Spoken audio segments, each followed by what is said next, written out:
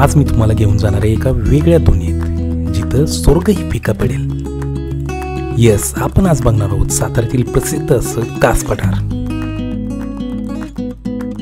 नमस्कार मित्रांनो, रणजित बर्गे यूट्यूब चॅनलवर आपलं स्वागत आहे. आणि आज आपण चाललोय कास पठारावर. साताऱ्यातील सुप्रसिद्ध असं कास पठार. आणि कासला जाताना आपल्याला हा सुंदर एक पॉईंट आपल्याला लागतोय. आणि इथं थोडंसं आत आल्यानंतर आपल्याला सुंदर असं उरमोडी धरण, सज्जनगडचा परिसर आणि भरपूर काय आपल्याला इथं बघायला मिळतं. यवतेश्वर सोडून थोडंसंच पुढे आल्यानंतर आपल्याला हा सुंदर असा परिसर लागतो. बरेच लोक म्हणतात कास पठाराचं फक्त नाव झालंय, तिथे काहीच नाही. पण मी म्हणतो एकदा तरी सातारा ते कास रोडने प्रवास करा. खरी सुंदरता काय आहे ते तुम्हाला इथं जाणवेल. कासच नाही तर कासला जाताना पण इतके मनमोहक देखावे दिसतील, तेव्हाच हा परिसर किती सुंदर आहे याची कल्पना येईल. डाव्या बाजूने उरमोडी डॅम आणि उजव्या बाजूने कनेर डॅम आणि मधून जाणारा सुंदर असा हा रोड कधीही न संपणारा वाटतो. हा सुंदर रोड बघत बघत आपण कधी कास पठारावर येतो हे समजत सुद्धा नाही. इथे आल्यानंतर 150 रुपयाची तिकीट काढली आणि इथून आपला प्रवास होतो त्यांच्या बसने पुढे. आपली गाडी इथे पार्क करून आपण त्यांच्या बसेसने कास पठारावर आपल्याला सोडले जाते. 5 मिनिटातच आपण कास पठाराच्या मेन गेटवर येऊन पोचतो. इथं बहुतेक वेळा पाऊस आणि धुक्याचं वातावरण असतं, पण आज वातावरण स्वच्छ होतं, त्यामुळे कास पठाराचं खरं सौंदर्य आम्हाला बघायला मिळत होतं. वेळ न दवडता आम्ही फुले बघायला चालू केली. 100 रुपयाचा गाईड घेऊन आम्ही फुलांची सखोल माहिती घेत होतो. टोपली कारवी हे फूल येतं 7 वर्षातून एकदाच. यावर्षी टोपली कारवी भरपूर आलेली आपल्याला दिसत होती. त्यानंतर आम्ही बघितलं निलिमा, हे सुंदर असं दुपारी 2:30 ते 5 या दरम्यान उमलणारं फूल. अशी विविध आणि सुंदर अशी फुलं बघत बघत कास पठारावरचा आमचा प्रवास चालूच होता.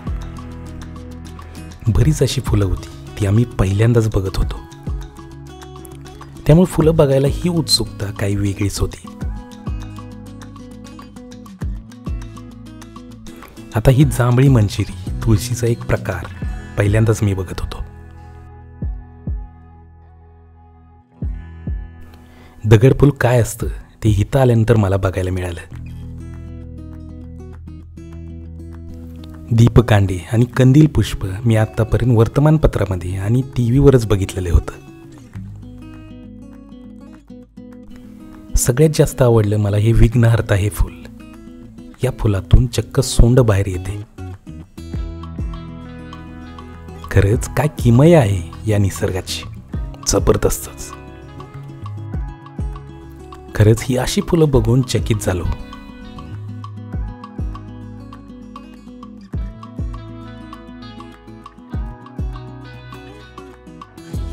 टोपली कारवीनंतर आम्हाला सगळ्यात जास्त दिसली तर ही रान हळद.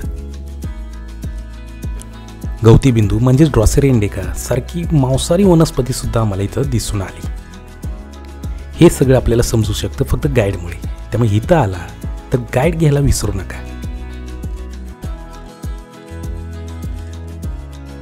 यावर्षी मला फक्त हे मिकी माऊस हे फूल दिसले नाही. अजून 15 ते 20 दिवसानंतर हे फूल सुद्धा आपल्याला दिसून येईल.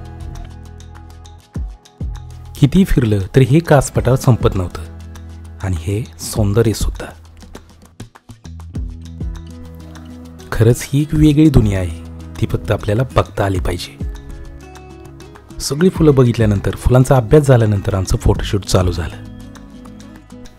स्वच्छ वातावरण असल्यामुळे फोटो सुद्धा खूप सुंदर येत होते. असं वातावरण या कास पठारावर क्वचितच बघायला मिळतं. आपण फिरतोय कास पठारावर आणि सगळ्यात जास्त आपल्याला दिसते ही कारवी, जी 7 वर्षानंतर एकदा येते. बाकी आणखीन मिकी माऊस वगैरे आणखीन फुलं आपल्याला काही दिसत नाही. वरून काय कसं वाटतं?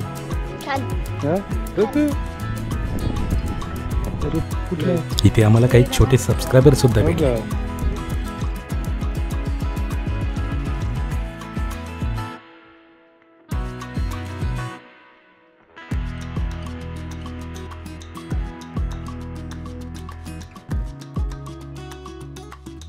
ही ट्रिप साध्य झाली आमची या मुंबईवरून आलेल्या मित्रामुळे, म्हणजेच राजकुमारमुळे. ही कास पठारावरची मनमोहक दुनिया तुम्हाला कशी वाटली हे जरूर कळवा. व्हिडिओ आवडल्यास लाईक करा आणि आपल्या चॅनलला सबस्क्राईब जरूर करा. धन्यवाद.